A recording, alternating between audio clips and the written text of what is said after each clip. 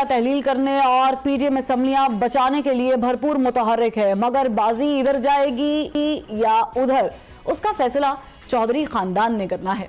कप्तान खान लाहौर में बैठे अपनी जमात और इत्तेहादी काफ लीग के साथ आइंदा इलेक्शन में सीट एडजस्टमेंट पर कुछ लो और कुछ दो की पॉलिसी अपनाए हुए हैं, जबकि मुफाहिमत के बादशाह आसिफ अली जरदारी भी कराची से लाहौर आन पहुंचे हैं और वजीर आजम शहबाज शरीफ से मुलाकात के बाद चौधरी शुजात हुसैन से मुलाकात करके परवेज इलाही को उधर से इधर करने पर लगे हैं, मगर डेडलॉक बरकरार है।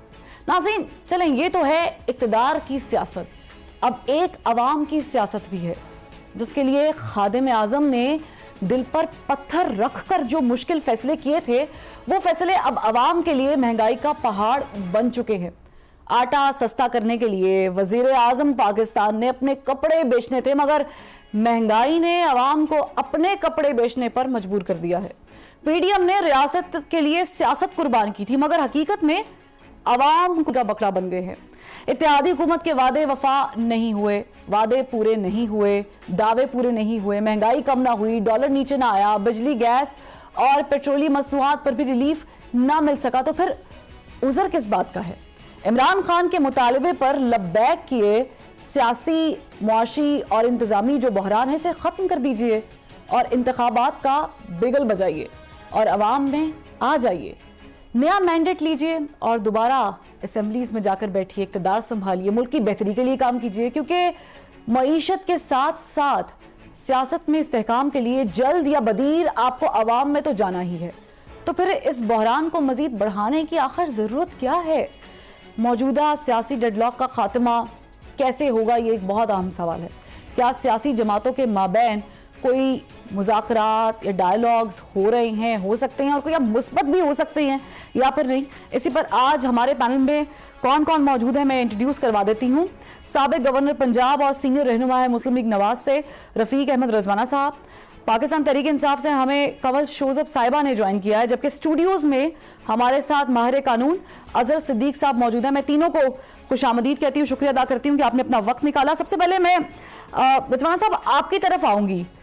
आप लोगों ने तहरीक अदम एतमाद जमा करा दी, गवर्नर साहब ने यह भी कह दिया कि एतमाद का वोट ले लें, और सवाल ऐसे में ये है कि ये सारी नंबर गेम है, आप लोगों के पास नंबर्स हैं पूरे करने के लिए? देखें जी, नंबर की बात है बाद में। सबसे पहले ये है कि जो गवर्नर साहब ने आज जो असेंबली का इजलास बुलाया है, उसमें आर्टिकल 130 सब आर्टिकल 7 के तहत ये है कि if the governor is satisfied that the chief minister does not command the majority of the house, confidence of the majority of the house, तो अब जिस तरह से असेंबली के तोड़ने पे जो खबरें जो आ रही हैं कि इस वक्त असेंबली की अक्सरियत जो है, जो इस वक्त जनाब परवेज इलाही के साथ है, जो कि एलाइज हैं उसके पीटीआई के, वो इस पे डिवाइडेड है, और चौधरी साहब के खुद अपने बयानात जो जाहिर करते हैं कि मार्च तक ना तोड़े, तो इससे ये तासुर मिलता है, जो मैं अपनी सोच के मुताबिक बता रहा हूँ, और गवर्नर साहब की सेटिस्फेक्शन जो उनकी अपनी सोच के मुताबिक है। मैं तो एक स्टूडेंट ऑफ लॉ के तौर पे, या जो एक पॉलिटिक्स थोड़ी समझता हूँ, तो इस सूरत हाल में अगर उन्होंने कह दिया है और उन्होंने कहा कि असेंबली का इजलास बुलाएं और आप अपना एतमाद का वोट ले, आइन की बात है, अगर वो एतमाद का वोट लेते हैं तो बात खत्म हो जाएगी। इसको ज्यादा कोई इतना वो हाइप क्रिएट करना और इसको इतना शोर मचाना कोई इतनी मुनासिब बात नहीं है। ये बात तो यहाँ है कि इस वक्त जो तबसरे हो रहे हैं कि असेंबली टूटेगी या नहीं टूटेगी, चौधरी, लेकिन कल अगर एतमाद का वोट वो हासिल कर लेते हैं तो मतलब एतमाद मिल गया ना असेंबली का, तो उसके बाद आप लोगों की कोई स्ट्रेटेजी तो होगी, फिर आप वोट ऑफ नो कॉन्फिडेंस लेकर आएंगे।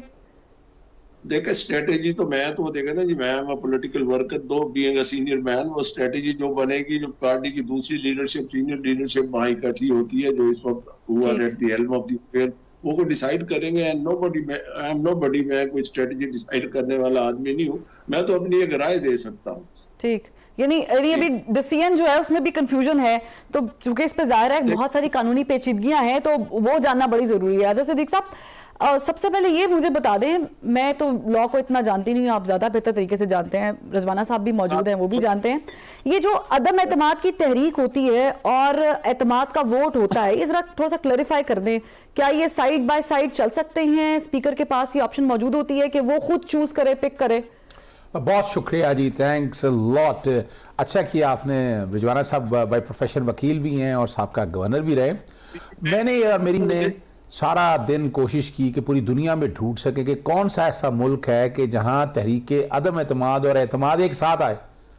और कमाल की बात है, गिनीज बुक ऑफ रिकॉर्ड में पाकिस्तान का शायद नाम लिखा जाएगा उसमें।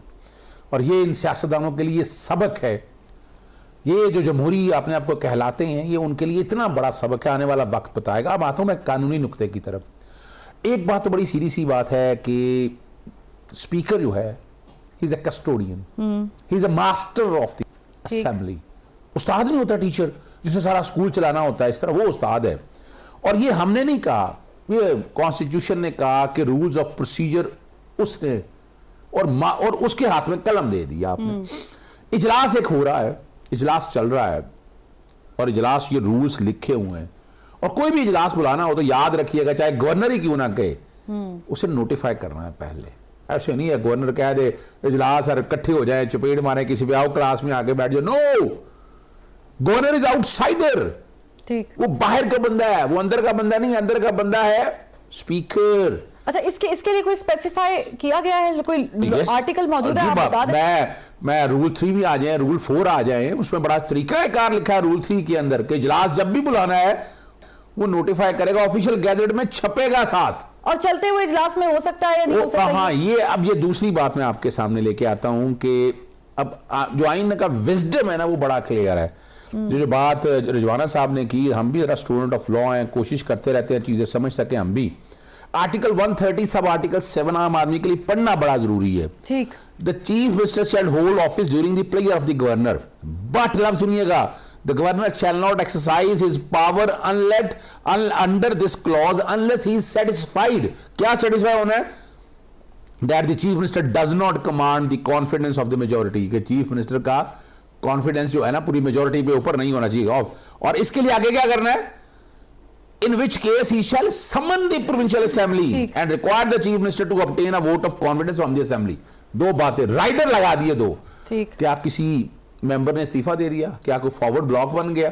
अभी नहीं, तो कुछ भी इस्तीफा तो एक आया है ना, इस्तीफा आया है मिनिस्टर का, असेंबली की रुकनीयत से इस्तीफा नहीं आया कि आपकी तादाद कम हो गई है। ठीक। तो गवर्नर, ये पाकिस्तान लॉयर्स फोरम का केस मैं है। ये यहां से आगे बात लेके जाऊंगी कंवल साहिबा की तरफ, लेकिन आपने बड़ा बहुत ही ज्यादा इंपॉर्टेंट पॉइंट उठाया। इसके ऊपर भी एक सवाल है, लेकिन कंवल साहिबा बिल्कुल ठीक है, ये बिल्कुल आईनी है कि असम्बलियां तहलील होनी चाहिए, आइन में लिखा है, आप आईनी काम कर रहे हैं। ठीक वैसे ही जैसे नून लीग वाले कहते हैं तरीके एतमाद आईनी काम है, हम कर रहे हैं, गवर्नर मांग रहे हैं वोट, एतमाद का आईनी काम है।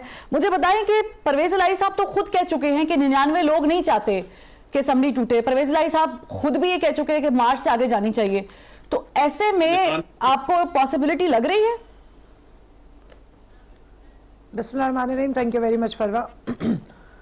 देखिए, सबसे ज्यादा तो आपको बुखलाहट नजर आ रही है उन बड़े बड़े बुलंद बांग दावे जो मरियम नवाज करती रही, राना सनाउल्लाह करता रहा, एहसन इकबाल करता रहा और शाहिद खाकान अब्बासी जैसे लोग करते रहे कि जी अगर इमरान खान चाहते हैं कि वो इलेक्शन लड़े और इलेक्शन कॉल हो जाए और जो सेंट्रल में है, आपकी फेडरल में जो असेंबली है वो भी डिसॉल्व कर दी जाए और जनरल इलेक्शन कॉल हो जाए, तो अपनी दो हुकूमतें पंजाब और केपी की उनको असेंबलियों को तोड़ दें तो हम भी इलेक्शन अनाउंस कर देंगे। लेकिन जब इमरान खान ने जिस दिन से ये बात अनाउंस की 26 नवंबर को रावलपिंडी में स्टेज पे से और उसके बाद 12 प्रेस कॉन्फ्रेंसेस में और डेट का भी कहा, तो उसके बाद से आपने एक शदीद बुखलाहट और कांपे टांगती भी देखी। फिर आपने देखा कि दोबारा वो एल्फी ढूंढी जा रही है, एस्टेब्लिशमेंट की एल्फी, और एस्टेब्लिशमेंट की सोटी को भी साथ मिलाया गया कि कोशिश की जाए कि रोकें किसी तरह। अब उसके लिए बहुत सारे तमाशे जो है वो मार्केट में आ गए हैं, चाहे ऑडियो टेप्स हो। आप देखें इकोनॉमी पे कोई बात लेकिन ये हरबे होते हैं। आप लोग भी जब इक़्तिदार में थे वफाक में, तो ये लोग हरबे इस्तेमाल करते रहे हैं आपकी हुकूमत को हिलाने के लिए, गिराने के लिए। आप लोगों के पास नंबर पूरे हैं? देखिए, नंबर तो इंशाल्लाह ताला हम जाएंगे असेंबली में, इनका जिस तरह आईनी तरीके से मुकाबला करेंगे, कानूनी तरीके से मुकाबला करेंगे।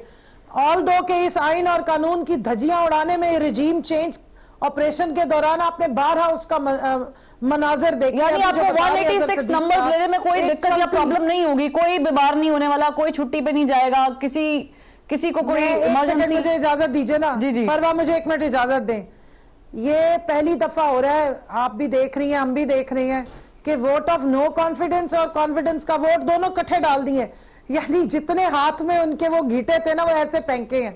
चलती असेंबली में आप जो है दोबारा इजलास कॉल करें गवर्नर साहब को, ठीक है, वो उन्होंने अपने आकाओं को राजी करना है और डायरेक्ट उनसे डिक्टेशन लेते हैं, ठीक। लेकिन थोड़ी सी आइन की किताब और अकल दोनों इस्तेमाल कर लें।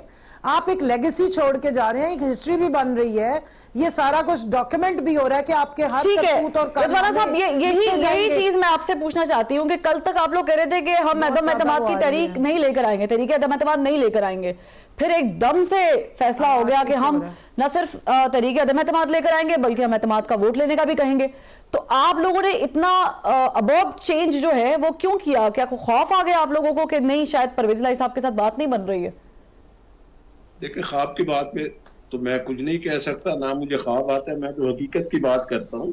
अगर ऐसी सिचुएशन नजर आई है और गवर्नर साहब ने ये इजलास बुलाया है कि एतमाद का आप वोट लें, तो ये कॉन्स्टिट्यूशनल उनका इख्तियार है। अभी मेरे दोस्त कह रहे थे जी कि वो असेंबली के रूल्स जो है उनको फॉलो करना चाहिए, बिल्कुल, मगर असेंबली के रूल जो है वो सब कॉन्स्टिट्यूशनल लेजिस्लेशन के तहत आगे रूल्स मेकिंग पावर है वो इस्तेमाल होती है, तब वो रूल्स बनते हैं। Constitution is supreme to all the laws, और सारे कवानीन जो बाकी बनते हैं वो अंडर द कॉन्स्टिट्यूशन सब कॉन्स्टिट्यूशनल लेजिस्लेशन होती है। क्योंकि इस वक्त हम एक कानून की बात कर रहे हैं, सियासत को पीटने बैठ रहे हैं, तो सियासत को पीटने के लिए बड़ा टाइम लगा और बहुत कुछ हो चुका। अब पानी इतना पुलों के नीचे से गुजर चुका है कि इस वक्त जो है सियासत तो बिल्कुल प्योर सियासत की बजाय इस वक्त अकल और शऊर से सबको काम लेना चाहिए। मैं किसी एक को की बात भी नहीं कर रहा, किसी